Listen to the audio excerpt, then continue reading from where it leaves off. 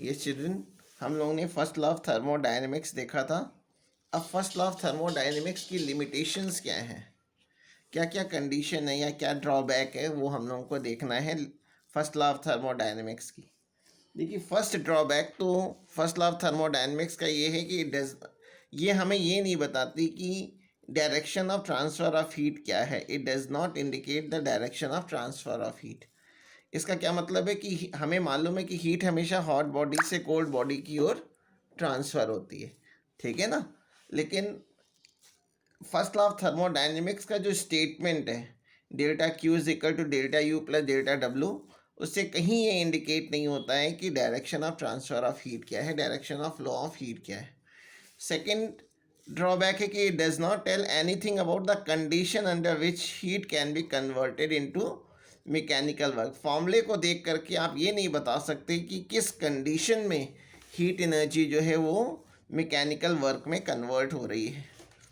और third, it does not indicate the extent to which heat energy can be converted into work. किस extent तक heat energy work में convert होगी, इसके बारे में भी कुछ पता नहीं चलता है फर्स्ट लॉ ऑफ थर्मोडायनेमिक्स के एक्सप्रेशन से, ठीक है। अब हमें देखना है second law of thermodynamics. Second law of thermodynamics में दो अलग अलग साइंटिस्टों ने अलग अलग स्टेटमेंट दिया था।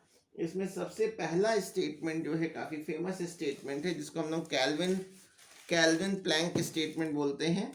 इसमें यह बताया गया है कि ये इम्पॉसिबल है कि टोटल हीट एनर्जी को हम लोग वर्क में कन्वर्ट कर पाए। यानी इसका स्टेटमेंट क्या है, it is impossible to convert, it is impossible, it is impossible to convert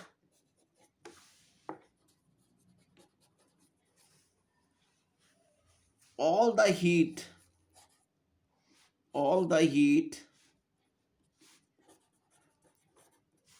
extracted from a hot body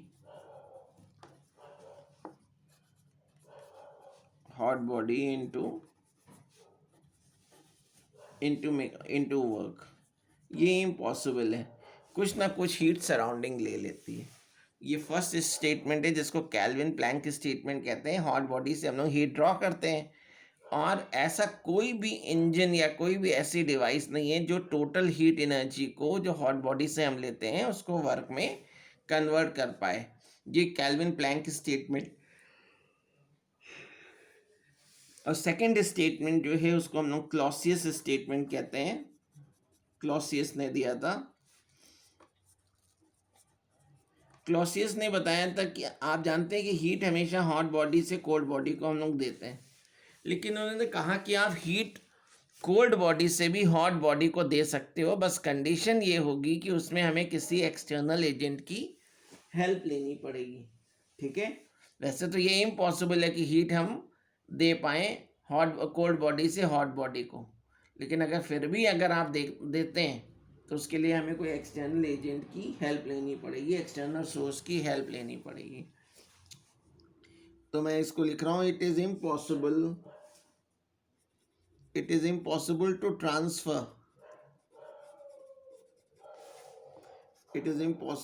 transfer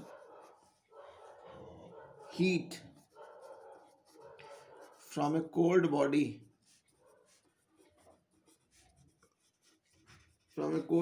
to a hot body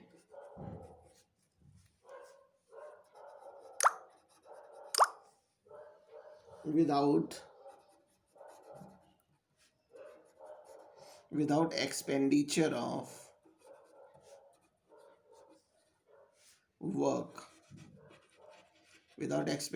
of work by an external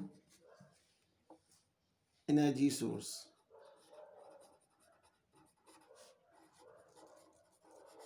बिना किसी external source के आप कभी भी heat cold body से hot body को नहीं दे सकते, ठीक है।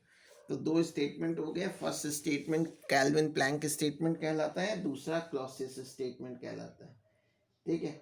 अब सेकेंड लॉ ऑफ थर्मोडायनेमिक्स को पढ़ने की इम्पोर्टेंस क्या है, क्या सिग्निफिकेंस है? अब हमें सिग्निफिकेंस ऑफ सेकेंड लॉ क्या है, सिग्निफिकेंस ऑफ सेकेंड लॉ। देखिए, हम लोग ने हीट इंजन पढ़ा था और आपको वहाँ पे बताया था कि इफिशियंसी का जो फॉर्मूला होता है वो होता है efficiency is equal to eta is equal to 1 - Q2/Q1 या 1 - T2/T1। Second law of thermodynamics ये कहता है कि ऐसा कोई इंजन पॉसिबल ही नहीं है जिसकी एफिशिएंसी 1 हो। ठीक है, 1 मीन्स 100%। कोई ऐसा हीट इंजन होता ही नहीं है जो टोटल हीट एनर्जी को वर्क में कन्वर्ट कर दे। यानी बिल्कुल उसी तरह सपोज कीजिए जैसे हमने अपनी बाइक में अगर पेट्रोल भरवाया है तो ऐसा नहीं होता कि जो टोटल पेट्रोल यानी जो है जो उसमें वो डिस्टेंस कवर करने में यूज़ हो जाए। जब हम गाड़ी को स्टार्ट करते हैं तो कुछ इंजन गर्म हो जाता है यानी कुछ हीट के फॉर्म में एनर्जी लॉस होती है, कुछ वो साउंड प्रोड्यूस करता है तो उसके फॉर्म में एनर्जी लॉस होती है।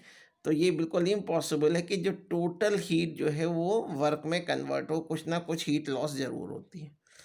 और सेकंड पॉइंट पे एक नया टर्म आया है कोफिशिएंट ऑफ परफॉर्मेंस। ये रेफ्रिजरेटर जब बताएंगे तो उसमें हम बता देंगे, अभी बस आप इस वर्ड को समझ लीजिए, इसको बीटा सिंबल से लिखा जाता है।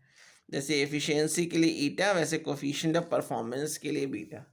अगर कोई रेफ्रिजरेटर है तो सेकेंड लॉ ऑफ थर्मोडायनेमिक्स ये कहता है कि ये इम्पॉसिबल है कि किसी रेफ्रिजरेटर की कोफिशिएंट ऑफ परफॉर्मेंस इनफाइनाइट हो जाए, कभी इन्फिनिटी नहीं हो सकती। ठीक है, coefficient of performance of refrigerator can never be infinite. ये जो है दो सिग्निफिकेंस है सेकेंड लॉ ऑफ थर्मोडायनेमिक्स के।